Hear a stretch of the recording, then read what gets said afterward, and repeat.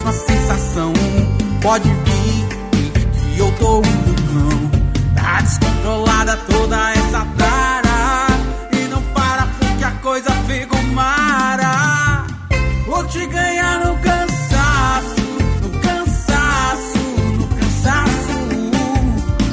Vamos fazer um regaço, um regaço, um regaço. Voar em altos amassos, amassos, amassos. Vamos fazer um regaço, um regaço, um regaço. Vou te ganhar no cansaço, no cansaço, no cansaço.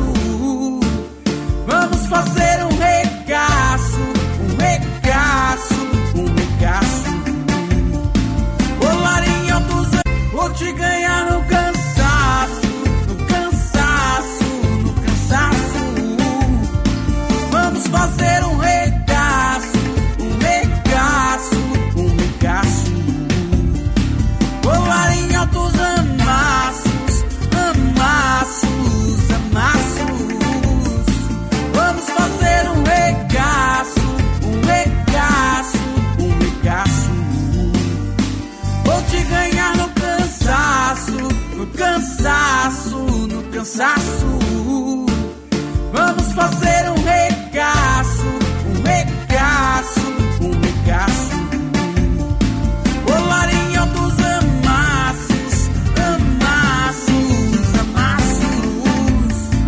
Vamos fazer um regaço, um regaço, um regaço.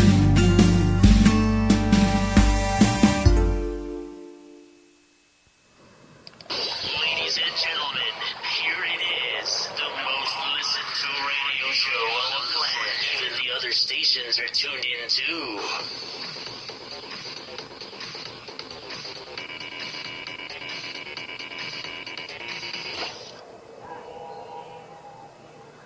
The views, opinions, and representations expressed on the Night Dreams Talk Radio Network and its website are those of the hosts, guests, and participants, and are not necessarily those of or endorsed by the network, its affiliated stations and broadcasts, the management, other hosts, or advertisers of the network. The shows found on the Night Dreams Talk Radio Network can, but do not necessarily, promote any particular lifestyle, belief, religion, political affiliation, or other personal practice. These shows are for entertainment purposes only and are not intended to treat, diagnose, and or claim any cure of disease or condition or give any medical or legal advice. If you would like to hear Night Dreams Talk Radio on your local radio station, let them know. Tell them to check out www.nightdreamstalkradio.com, and thank you.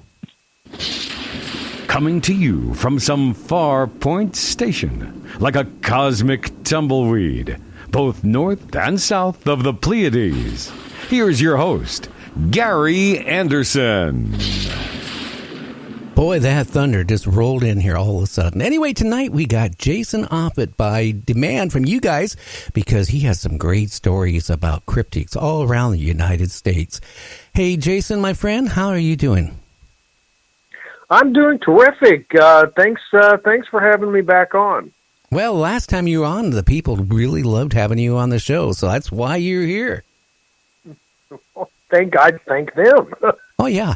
Well, why don't you take a minute and tell everybody about your newest book, American-Monsters? Well, yeah, my newest book is Chasing American-Monsters. I've always been in love with cryptids.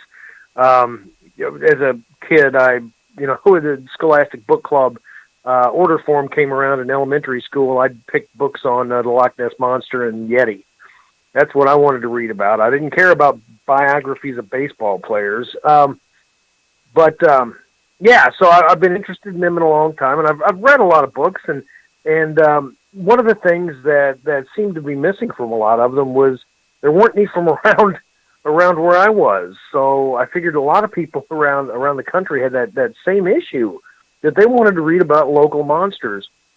So what I did is I researched monsters from every state. There's some famous ones and a lot of them that people have said they've never heard of before. So I think I did my homework on this one. Well, it's a great book. I tell you, since I was kind of laid up for quite a while, I got tired of watching TV. So I started, having my wife, hey, go into the studio, start pulling books off the shelves, bring me some books to read. And I tell you, I read your book from one end to the other. And I tell you, it's probably one of the best books I've ever seen on cryptids, ever. Well, thank you. That's high praise indeed. I appreciate that. Now, that'll cost you $19.95, and please put the check in the mail tomorrow. But no, it's quite good. And one thing, we can start off a little bit about Thunderbirds. And one thing I want to say, all these reports that I've been seeing and hearing about, like on cable TV, your book, and other books, nobody ever seems to get hurt from like Mothman or Thunderbird or, all these other, cryptids.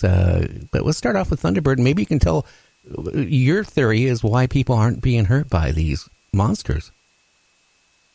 Well, okay, yeah, Thunderbirds got their name from Native Americans.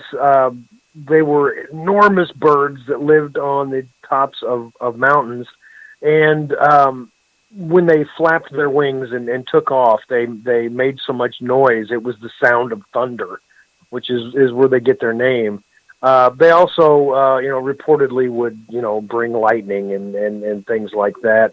But they roughly they resemble in size and what they supposedly look like. They resemble the teratorn, which is a bird of the condor / vulture type family that lived during the Miocene and Pleistocene or the Pleistocene eras, which around the Ice Age.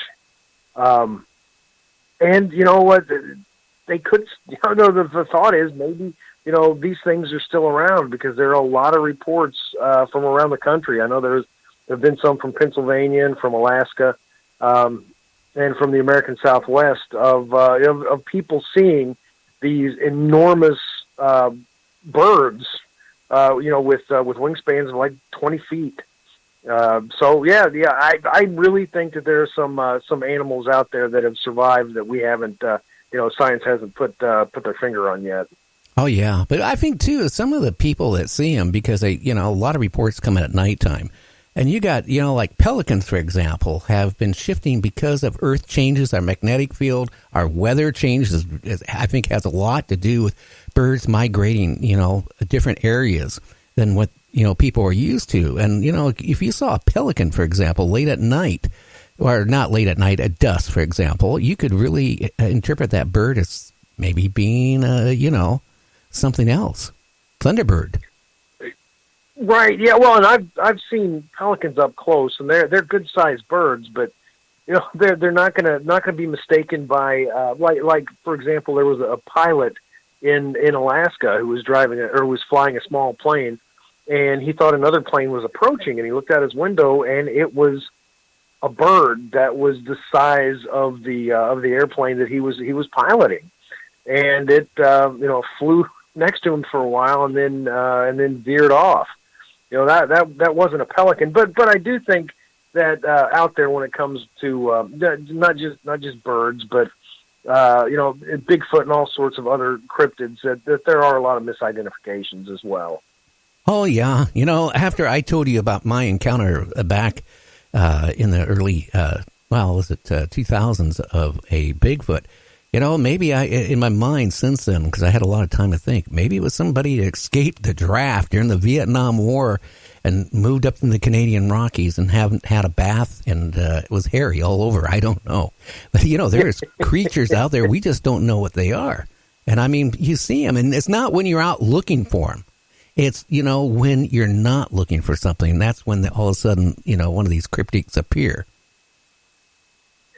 Right, and that's where when people will ask me advice on how should I go out, and look for ghosts, or look for where should I go try and get a glimpse of a Bigfoot and things like this. What should I do? And I'm like, don't go look for them. They'll show up when you're least expecting them, and if you go prodding and poking and looking for something, it's you're not going to find it. No, I mean, that's the whole thing. I think, looking at all these groups that go out looking for Bigfoot or going out looking for Mothman, Thunderbird, and I mean, they are groups looking for these cryptids. They never seem to find them. But again, now all of a sudden when they're by themselves, maybe, going out fishing or hunting or whatever, that's when you run across something like that. And, right. Well, and that's one of the problems with a group. When you have a number of people and they're in a concentrated area, they're going to make noise. They're going to have a presence. If you're out there by yourself, you're going to have much less presence, and you're going to be a lot quieter than a group of people is. And, you've right there increased your chances of seeing something. And, I really think that ghosts and cryptids are pretty much smartasses, and they're only going to show up when you're by yourself. I think so. And I also wonder, and my theory is maybe they're coming out from a different dimension, coming out from whatever, a parallel world or whatever into ours and slip in and out. I have no idea. But you know what? They're still finding creatures almost every week in the ocean that they thought was extinct or never existed. They even finding things way out deep in the woods, little critters that they thought, oh, well, that's something they never seen before. So, I still, have my hopes and dreams up that there is these cryptids, going around. There are on average 18,000 new species discovered every single year. Admittedly, a lot of them are insects. Good more than half of them are insects. There's also birds, but every once in a while you get things like there's a new species of orangutan that was discovered a few years ago. In 76, 77, somewhere around there, the megamouth shark was rediscovered. I mean, that's 18 feet long. That's a big fish, and that was rediscovered. We can go back to the coelacanths from 1938. It was a large lobed fish that there were fossils from 65 million years ago, and that's science had it as extinct, and until off the coast of South Africa, a fisherman caught one, didn't know what to do with it, and the locals knew exactly what it was. It was a fish they caught and sold at a fish market, but he didn't know what it was and contacted a museum curator who took a look at it and said, "Wow, that's a living fossil." So, I mean, this sort of thing happens more than we know. There's a lot of things out there that that are just waiting for us to discover. And you said they mentioned the ocean. That we have mapped 95% of the ocean. That's mapped from satellite. We know what the floor looks like, but 95% of the ocean is unexplored. We have no idea what's living down there for the most part. Oh yeah, it makes me where I don't want to go in the ocean. I tell you, when I was a young kid, my parents, we used to go to the ocean a lot. And I used to go in there and swim and all that stuff too. I stepped on was it a stingray or something? That was enough where, I know, I mean, there's creatures out there. And it seems like they're changing their not their habitat, but they're changing what, like sharks are coming in even closer, going up rivers. I think a lot of this is because of climate changes. So maybe that's why we're starting to see these cryptids, because of the earth changes. Yeah, right. Yeah. I mean, there are reports almost every week that I've read news stories of certain fish being seen way up north, and they've never been there before. And it's because of climate change. There are also things that we definitely don't know about. I remember reading Kon-Tiki, the book by Thor Heyerdahl, the Scandinavian, I think he was Norwegian anthropologist.